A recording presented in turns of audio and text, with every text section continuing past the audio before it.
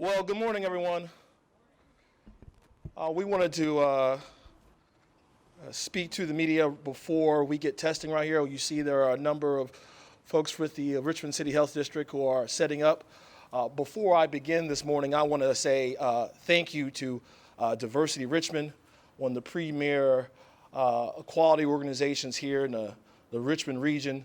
They have been on the front lines and fighting the stigma of HIV/AIDS in the past, and now I'm grateful for them being here on the front lines of fighting COVID-19 and using their home, their location, as one of our testing sites.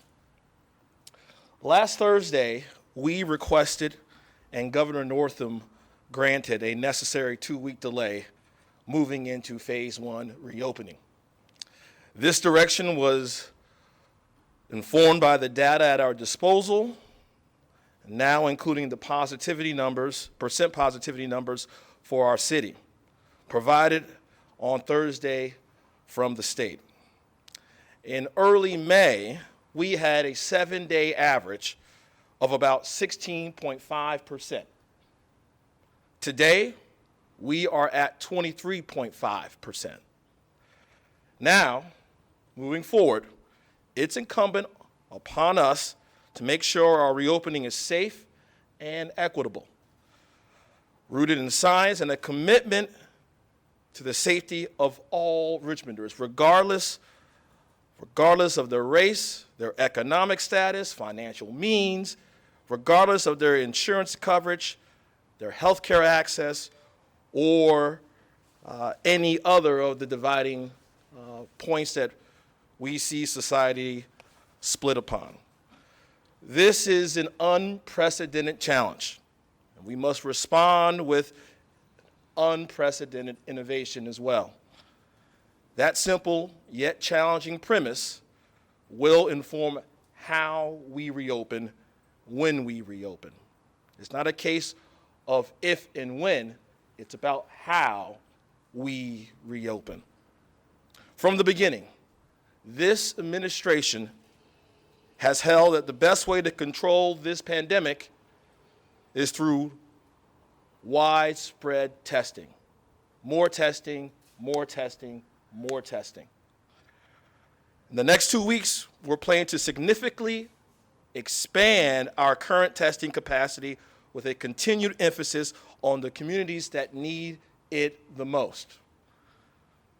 A month ago, the city and the health district began hosting testing events for the under-resourced and the uninsured in the communities in our city who are the priority due to their increased vulnerability. 6 events have happened thus far. Now, the Richmond City Health District will use their data that's at their disposal to choose targeted testing sites for 3 events per week in the upcoming weeks. 3 events per week. This must and will include looping back to some of the previous tested sites around the city. Now, the new percent positivity data provided by VDH will be used to inform the reopening timeline and evaluate the outcomes from this thorough testing effort. We are also working with our local safety net providers to not only expand the city's testing capacity, but also increase access to primary care providers to support the under-resourced and the uninsured. Ensuring a connection to primary care providers for all residents who test positive that may lack medical care is critical to helping Richmonders monitor their symptoms and manage any underlying conditions that they may have. We look forward to continuing this critical work with our valued safety net partners, and we'll have more details to share on that effort very soon. Now, beyond testing, there are more precautions we can take to limit the spread of this virus. The science is very clear. Wearing a mask drives down rates of community transmission. So we're invested in making sure face coverings are accessible and expected amongst those in our community. Now, I was disheartened recently to read the report that said that many folks are not covering their faces while in public. As I just stated, this is a way to drive down community transmission. So we ask that you please wear a face mask of some sort. Last week, the Richmond Fire Department began the distribution of 20,000 bottles of hand sanitizer and 20,000 masks based on maps provided by the Commonwealth of Virginia. The city will also provide 500 face coverings and hand sanitizers to each member of the city council to distribute in their districts. And I'm appreciative of the council's partnership in this effort. Now, I understand that the continued restrictions that come with the delay place an extraordinary amount of pressure on our small businesses. I understand their frustration. I get it. And I feel for them, and I'm so thankful for them for working with us to prioritize health of our customers and of their employees. Supporting small businesses remain the top priority of my administration, and they will continue to be the bedrock of what makes this city what it is. Businesses can still apply for the Richmond Small Business Disaster Loan Program, which has dispersed roughly $500,000 in interest-free loans. And restaurants who bought perishable items to prepare for their outdoor service last week were able to be reimbursed after donating to the hungry over at Feedmore. And I want folks to know we're still accepting applicants to the First Responder Meals Program. Thus far, 49 restaurants have successfully enrolled, and our frontline heroes are loving all those outings and those local lunches. Recently, we've sent a letter to Senator Warner and Senator Kaine urging the federal government for small business support. This administration continues to advocate for the Paycheck Protection Program, PPP. It should not require businesses to start paying off loans before they can safely and legally reopen. It should not be punishing small businesses for valuing the lives of their customers and staff, and I'm urging the federal government to provide support that is generous and that is flexible. Number two, there should be a federal restaurant relief fund to support our restaurant industry beyond the PPP program, with funds needed to pay rent, pay vendors, and other reopening costs associated as well. And lastly, this administration we are huge advocates for Senator Cory Booker's Small Business Local Relief Act, which would equip localities around the nation with $50 billion to put directly toward needs of small businesses in the form of local administered relief funds. Richmond businesses would greatly benefit from such a program. As we continue to advocate on behalf of our small businesses at the federal level, we're also going to be innovating regionally to ensure small businesses are prepared to keep customers and employees safe as possible throughout this reopening timeline. Now, as I said, unprecedented challenges call for unprecedented innovation. So, we're exploring how to utilize public space as productively as possible without endangering public health. I've created an internal team to assist businesses in navigating potential patio expansions once the city enters phase one of reopening. Representatives from the Department of Public Works, Parks and Recreation, and Planning will be a resource for businesses to expand or create patio space throughout the city. Now, my hope is that the strategic approach that will allow for ample and ongoing social distancing in our public spaces. Now, if you want to submit a proposal for a new or additional patio space, my request is that you visit rvastrong.org/outdoor seating and fill out the interest form on that website. Now, a reorganization of public space requires community buy-in. That's why I've sent a request to each member of the City Council to help coordinate the local merchant and neighborhood associations to propose opportunities for open streets, pedestrian-friendly spaces, and expanded patios to promote more social distancing. Some areas of our city could benefit from open space more than others, and that's why a neighborhood-informed approach is the right place to start. And any recommendations will be reviewed by City Hall's internal team.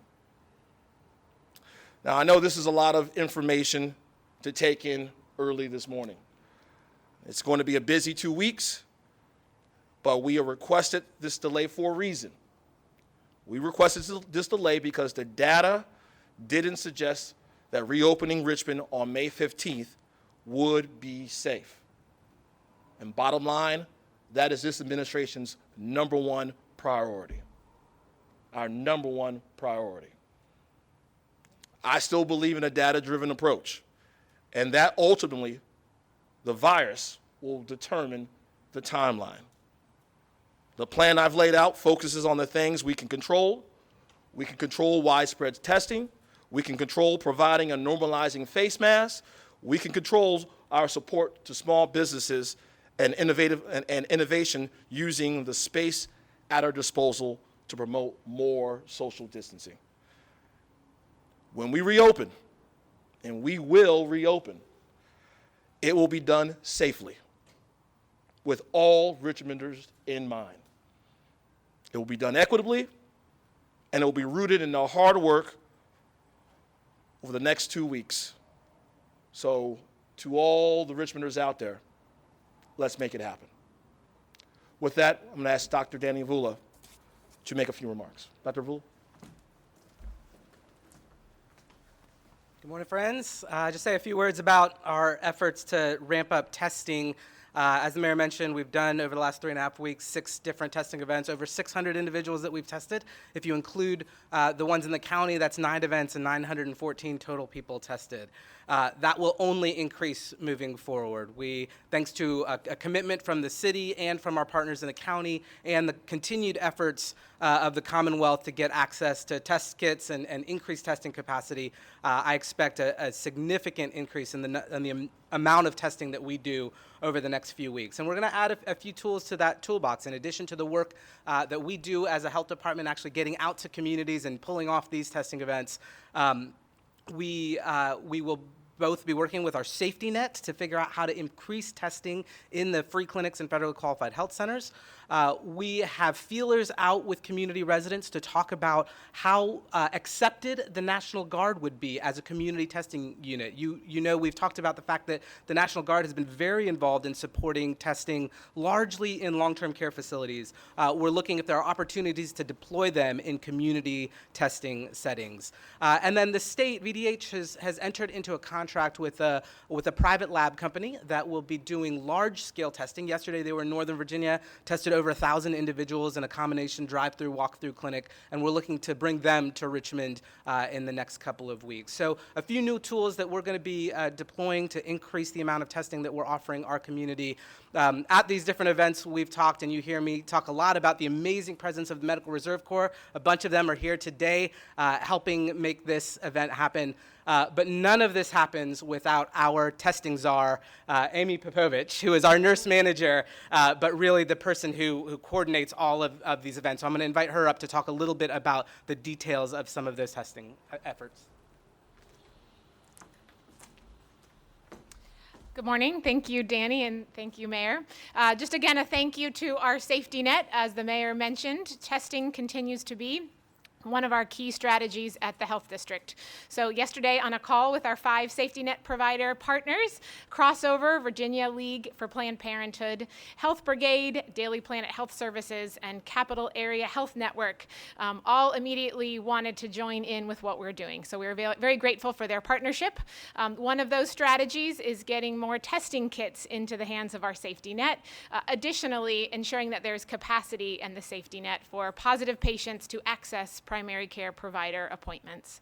Second of all is our community testing. As Danny mentioned, we've continued to partner to expand that access. So actually, update is that next Wednesday, we will have our first testing event with the Mako Testing Company, and they will have access to 500 tests here in our city. We are very grateful to our staff who has been doing these testing events for the last month, and again, our Medical Reserve Corps. So thank you very much.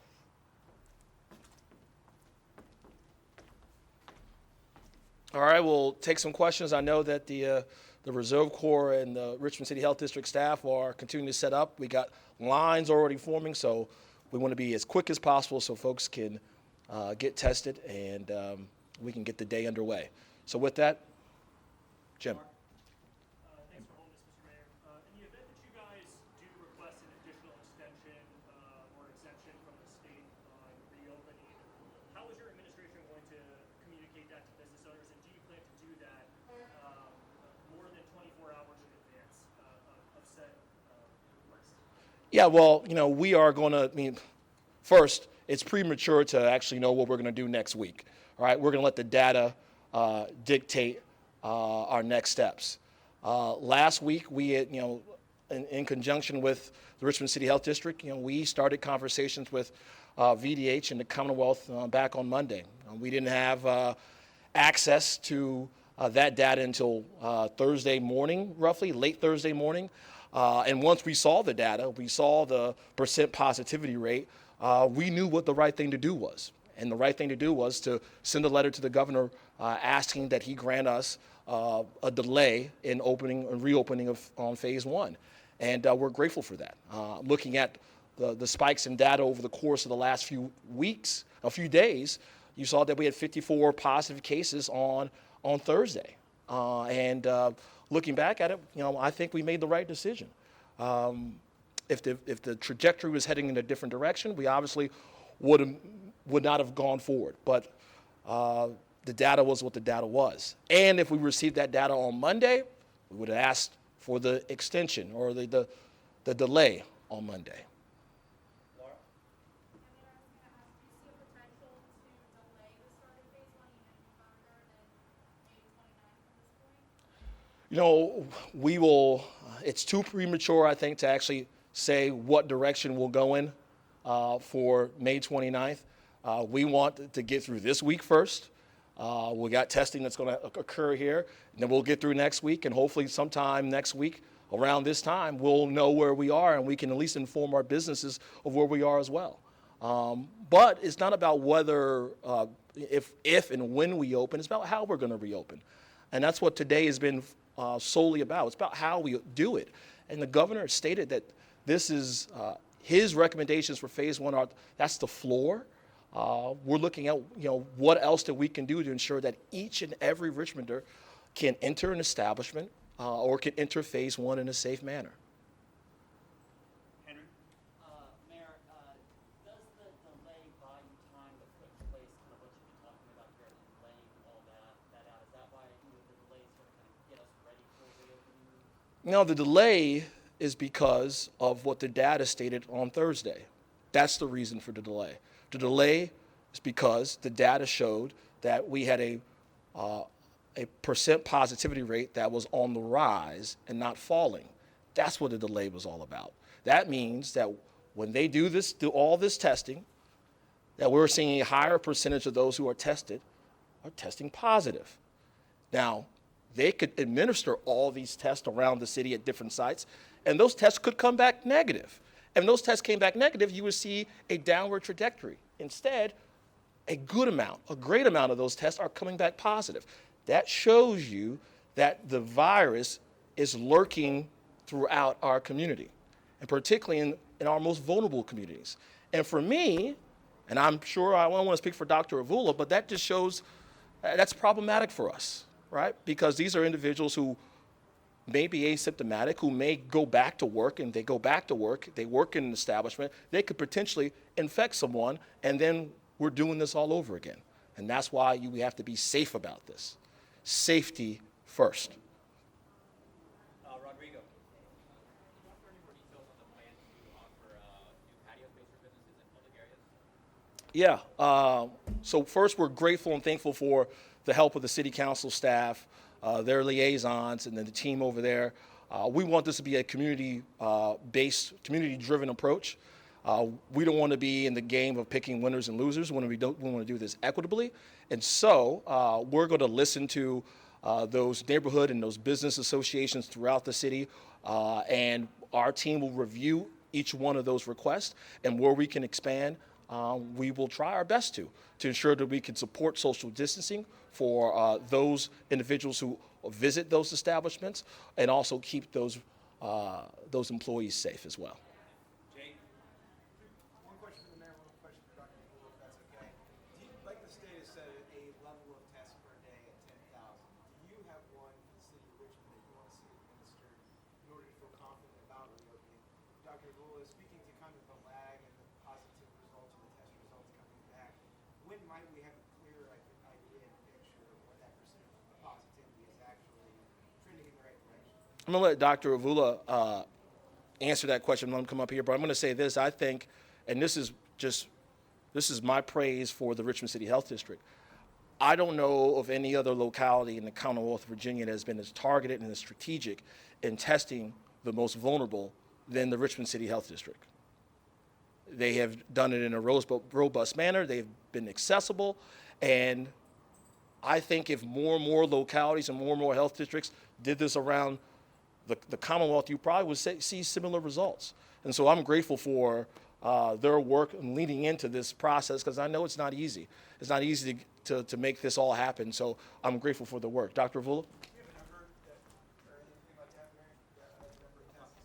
that, Mary? We don't have necessarily a number. I know the governor stated, we wanted 10,000 tests a day. We've dipped over 7,000, under 7,000 recently. That's obviously impactful to us as well. We've had roughly 200, 250 tests available at all these sites. What we're going to do is we're going to do more testing per week is the key, I think, and that's going to get more tests, obviously, for the data. And Jake, I understand that the question was, how do we get that percent positivity data? How do we ensure that it's not going to be delayed and lead to more timely decision making? So I think the good news in the city's push for that data on a local level is that data is now being posted every single day for every single locality. So we monitor that on a 7-day rolling average on a daily basis. And so there won't be any new delays in terms of looking at that percent positivity trend. And remember, percent positivity is a really important metric, but it's not the only metric we look at. And so in addition to that, continuing to monitor the usage of hospital beds, of intensive care units, and ultimately, the outcomes that we care most about, which are, how many people are getting this disease, how many are hospitalized, and how many are losing their lives to it. Ron. Amy want to add something. Just wanted to make sure that, so that data is available to anyone. Anyone can look online at VDH's website, vdh.virginia.gov/coronavirus. So anyone's able to see the number of tests happening per day, the number of positives per day, and the 7-day positivity rate. The other, I can't leave this podium without ensuring everybody knows the number to call to find out for testing, which is 804-205-3501. So everyone call, and we will tell you when our events are scheduled. Thank you. Ron. Mr.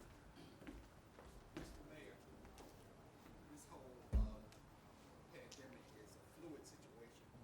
How are you going to impress upon the citizens of Richmond to keep their distance, use the mask, unlike other parts of the country where people are congregating together, going to the beach, doing those type of things during recreation? How do you impress upon people to keep doing what we've been doing to stay safe?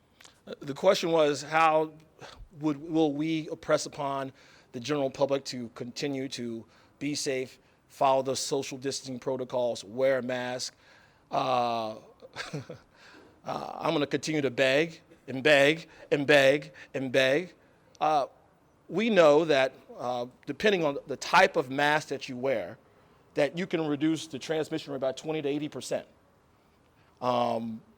To me, this, along with testing and social distancing and having these masks, these are really our only weapons and tools to fight this virus, right?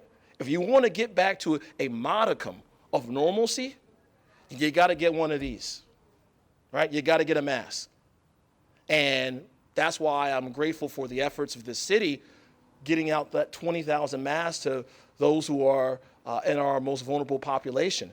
If you want to get back to normalcy, you have to get a mask, right? This past weekend, I was walking on the Potterfield Bridge, and I know it's outdoors, and we know that outdoor also, the transmission rate outdoors also is reduced as well. But I got to say, it had to be like 1/16, 1/8 of the people out there who were actually wearing masks. Me.